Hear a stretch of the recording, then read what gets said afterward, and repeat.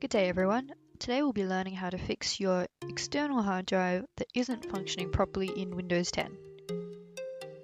So the first step is to press Win-R to open the Run menu. A little dialog will appear. Then we'll continue on.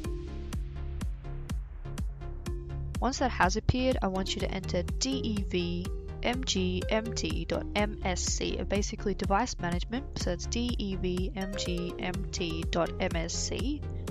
Into the dialog, hit enter or hit OK to continue on.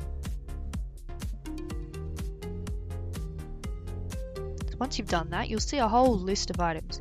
Basically, try and find portable devices in that list and hit the little arrow or plus on the left hand side to expand that menu so you can see the rest of the items.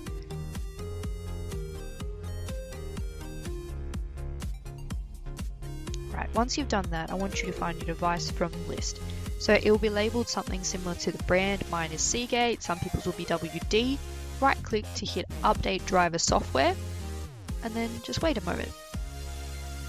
Okay, so you'll notice that a dialog has appeared and the first option in the list says search automatically for updated driver software.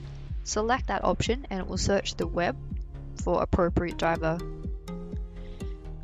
That should be pretty much complete. You just have to be patient and wait. If it prompts you to install, do install. It means it's found the drivers, and then you should be good. So if you enjoyed this or if it helped, don't forget to like, subscribe or comment. If you do have queries, please comment and I'll try and assist you. Thank you.